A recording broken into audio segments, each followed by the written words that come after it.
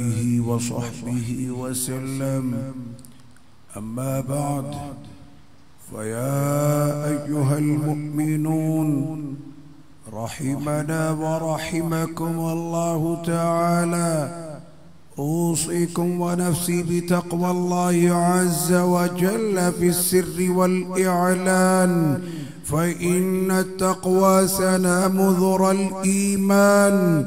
واذكروا الله عند كل شجر وحجر، واعلموا أن الله بما تعملون بصير، وأن الله ليس بغافل عما تعملون. واقتفوا آثار سنن سيد المرسلين صلوات الله تعالى وسلامه عليه وعليهم أجمعين، فإن السنن هي الأنوار. وزينوا قلوبكم بحب هذا النبي الكريم عليه وعلى آله أكرم الصلاة والتسليم، فإن الحب هو الإيمان كله. ألا لا إيمان لمن لا محبة له، ألا لا إيمان لمن لا محبة له، ألا لا إيمان لمن لا محبة له. رزقنا الله تعالى وإياكم حب حبيبه هذا النبي الكريم عليه وعلى آله أفضل الصلاة والتسليم. عن النبي صلى الله عليه وسلم: وللصائم فرحتان، فرحة عند الإفطار وفرحة عند لقاء الرحمن.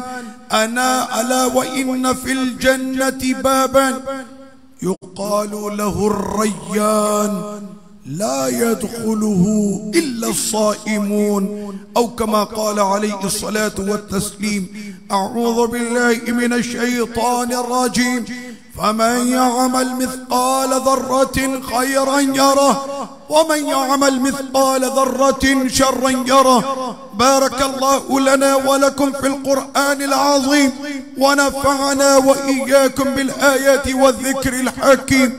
أقول قولي هذا وأستغفر الله لي ولكم. يا فوز المستغفرين، استغفروا الله.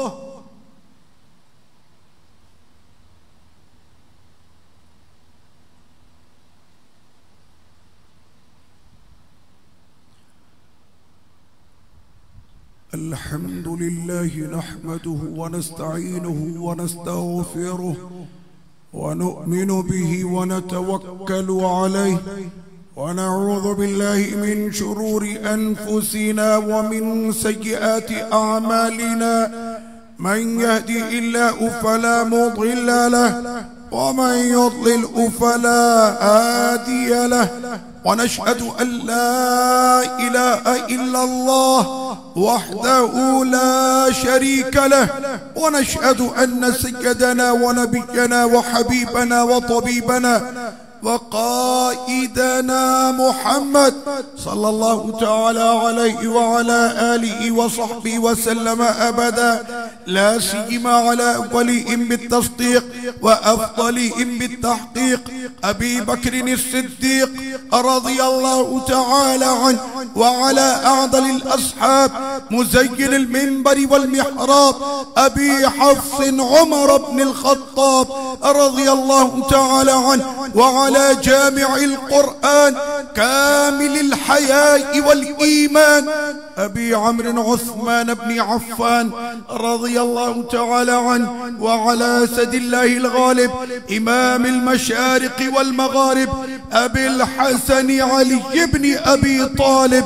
كرم الله تعالى وجهه الكريم ورضي الله تعالى عنه، وعلى أمنا سيدتنا خديجة وسيدتنا عائشة، وعلى جميع أمهات المؤمنين رضي الله عنهم أجمعين، وعلى عمي الرسول حمزة والعباس رضي الله عنهما، وعلى بنت الرسول زهرة البتول سيدتنا فاطمة الزهراء سيدة نساء أهل الجنة، وعلى وعلى أبنائهما الحسن والحسين سيدا شباب أهل الجنة، وعلى سائر فرق الأنصار والمهاجرة، وعلينا معهم يا أهل التقوى وأهل المغفرة.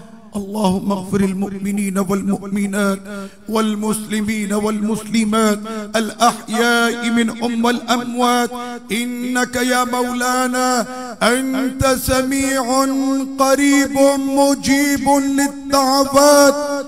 اللهم اشف مرضانا وارحم موتانا وارحم صغارنا وارحم كبارنا واستر نساءنا واصلح شبابنا واحمي بلادنا.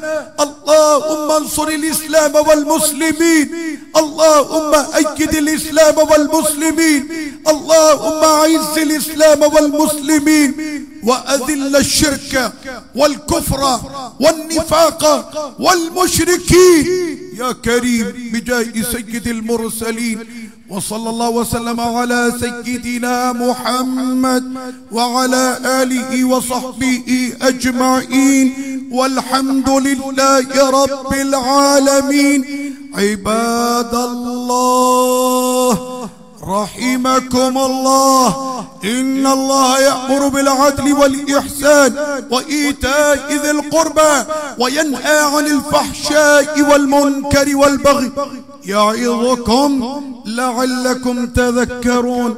ولذكر الله تعالى أعلى وأولى وأجل وأهم وأعز وأعظم وأكبر.